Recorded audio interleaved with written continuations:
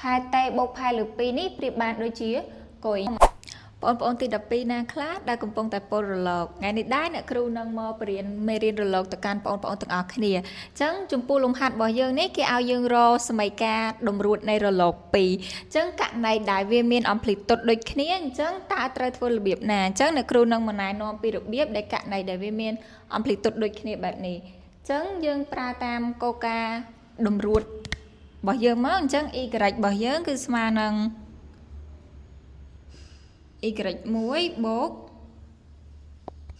y2 អញ្ចឹងយើងដាក់មក y1 របស់យើងគឺស្មើនឹង4ស៊ីនផាតេបូកជាមួយនឹងផាយចំណែកឯ y2 របស់យើងវិញគឺ4ស៊ីនផាតេបូកផាយចែកឲ្យ2អញ្ចឹងអង្គទាំងពីរហ្នឹងគឺយើងឃើញឲ្យគេដូចគ្នាគឺមានលេខ4ដូចគ្នាអញ្ចឹងយើងអាចចាប់លេខ4ហ្នឹងជាកតាបាន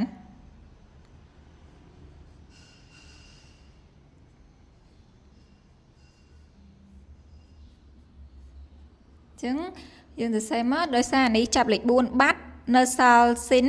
ផាតេបូកផាយអញ្ចឹងយើងសរសេរវាមកចំណែកឯអង្គទី2នេះចាប់4បាត់នៅសល់ស៊ីនផាតេបូកផាយលើ2មកដល់ត្រង់ចំណុចនេះរូបមន្តមួយដែលបងប្អូនគួរតែចងចាំនោះគឺស៊ីនប៉ែបូកជាមួយនឹងស៊ីនកុយអញ្ចឹងអ្នកគ្រូនឹងមករំលឹកបងប្អូនតកតងទៅនឹងរូបមន្តត្រីកោណមៀតស៊ីនប៉ែបូកជាមួយនឹងស៊ីនកុយអញ្ចឹងតើស៊ីនប៉ែបូកស៊ីនកុយស្មើអីគេអញ្ចឹងស៊ីនប៉ែបូកស៊ីនកុយស្មើនឹង2ដងស៊ីនប៉ែបូកជាមួយនឹងគុយចែកជាមួយនឹង2ហើយគុណជាមួយនឹងក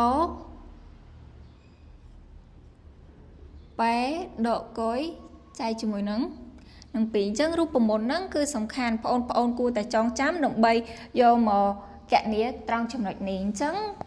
ផាតេបូកជាមួយនឹងផាយនេះវាប្រៀបបានដូចជាប៉ែចំណែកឯផាតេបូកផាយលើ2នេះប្រៀបបានដូចជាគុយខ្ញុំឲ្យ y របស់យើង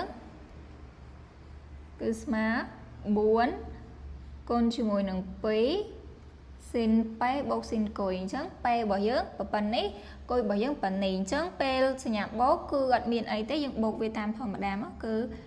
បានផាតេបូកផាយបូកជាមួយនឹង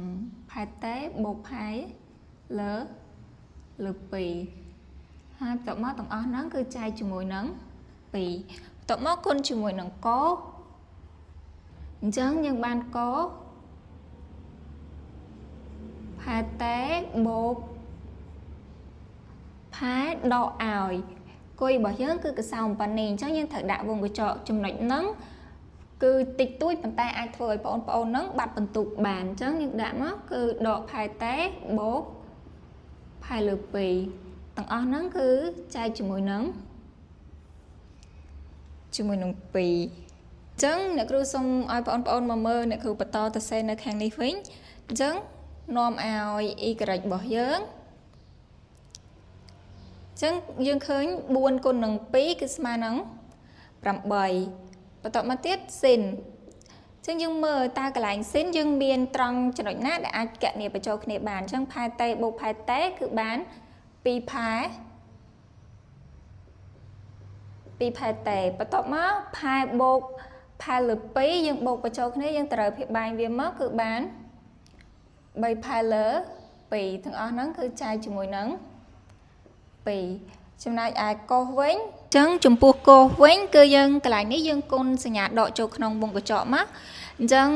ដកគុណនឹងផាតេបានដកផាតេអញ្ចឹងខាងនេះយើងមានបូកផាតេទៀតបូកផាតេដកផាតេអញ្ចឹងអស់ហើយអញ្ចឹងបន្ទាប់មកទៀតអានេះដកគុណជាមួយនឹងបូកផាលើ2វាបានដកផាលើ2អញ្ចឹងកន្លែងហ្នឹងយើងបានផាដកឲ្យផាលើ2ហើយទាំងអស់ហ្នឹងចែកជាមួយនឹង2អូខេបន្ទាប់មកទៀត8នេះគឺនៅដដែលអញ្ ចឹងកន្លែងនេះបើសិនបើជាអ្នកគ្រូផ្ដាច់ភាគបែងចឹងអានេះបាន2ផែតេចែកឲ្យ2ចឹងលេខ2និងលេខ2យើងស្រួលចោលនៅសល់ផែតេបូកនេះផ្ដាច់ភាគបែងដែរភាគបែងវាមុនដំបូង2ឥឡូវថែម2ទៀតទាំងអស់4អញ្ចឹង3ផែលើ4ចំពោះកូសវិញចឹងនេះយើងត្រូវភាគបែងមកអញ្ចឹងបាន2ផែដកជាមួយនឹងផែបានផែលើ2ផែលើ2ចែកឲ្យ2ផែលើ4បន្តមកទៀតកន្លែងនេះបងប្អូនត្រូវដឹងថាតើកូសផែលើ4ហ្នឹងមានតម្លៃស្មើប៉ុន្មាន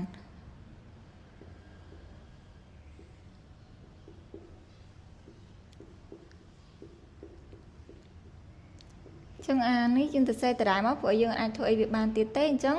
កូសផែលើ4គឺស្មើនឹងរឹស2លើ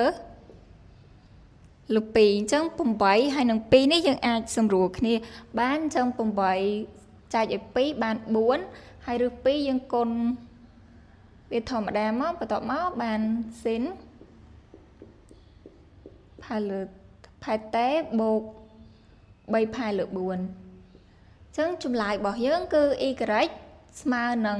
4រឹស2ស៊ីនផែតេបូក3ផែលើ4ដែលຂະຫນាតរបស់វាក៏គិតជាសង់ទីម៉ែត្រដូច y1 និង y2 ដែរអញ្ចឹងបើសិនបើគេឲ្យសមីការរលក2មកដែលមានអំភ្លីតុតដូចគ្នាបងប្អូនអាចធ្វើតាមវិធីនេះបានប៉ុន្តែមិនមែនមានតែវិធីមួយនេះទេគឺមានវិធីច្រើនទៀតក្នុងការគណនាសមីការតម្រួតរបស់រលកហ្នឹងអញ្ចឹងអ្នកគ្រូមាន homework មួយ